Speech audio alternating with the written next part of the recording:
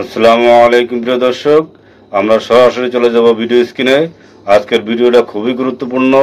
যদি আমাদের চ্যানেলটি ভালো লাগে দয়া করে একটি সাবস্ক্রাইব করে আমাদের পাশেই থাকবেন।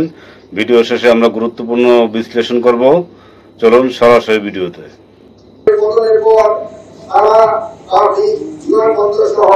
গুরুত্বপূর্ণ ঘটনাগুলি বাংলাদেশ আনসার ও গ্রাম প্রতিরক্ষা বাহিনীর সদস্যরা জীবনের ঝুঁকি নিয়ে দেশের আইন শৃঙ্খলা রক্ষা ও জননিরাপত্তা বিধানে এগিয়ে এসেছে।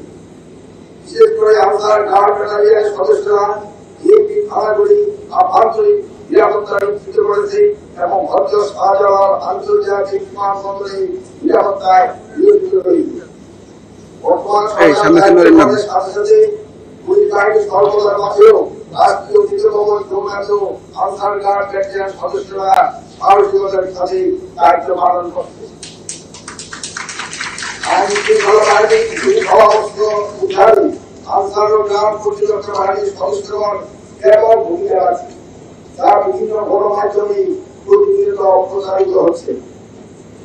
রাজীব পুরোর সময়ে এই বাহিনীর সাহসী অবদানের জন্য সকল পর্যায়ের সদস্যদের আমি আন্তরিক ধন্যবাদ প্রতিরক্ষা বাহিনীর সদস্যবৃন্দ। আমি আপনাদের সকলকে স্মরণ করে দিতে চাই, স্বৈরাচার সরকার পতনের পর বাংলাদেশ আর নবজাগরণে উজ্জীবিত।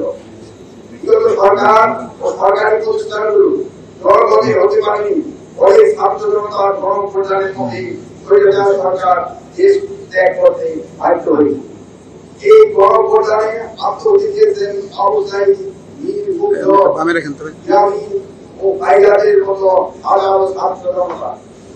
এই ক্রান্তিকালের সময়ে বাংলাদেশ আনসার ও গ্রাম প্রতিরক্ষা বাহিনীকে বিভিন্ন সরকার করে সময় বৃদ্ধি করে সাজানো হবে।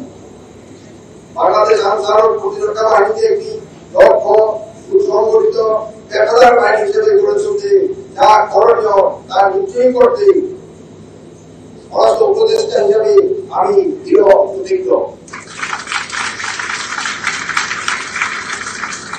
আপনাদের নিকট আমার চাওয়া, দেশ ও জনগণের কল্যাণে আপনারা নিজেদের সঙ্গে নিয়ে সততা, নিষ্ঠা ও ন্যায্যতার ভাবকাঠি দিয়ে কাজ করবেন।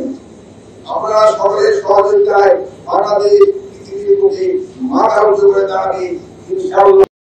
প্রিয় দর্শক, আপনাদের গুরুত্বপূর্ণ মতামত জানাতে পারেন আমাদের কমেন্ট বক্সে। প্রত্যেকে ভালো থাকবেন। আল্লাহ হাফেজ।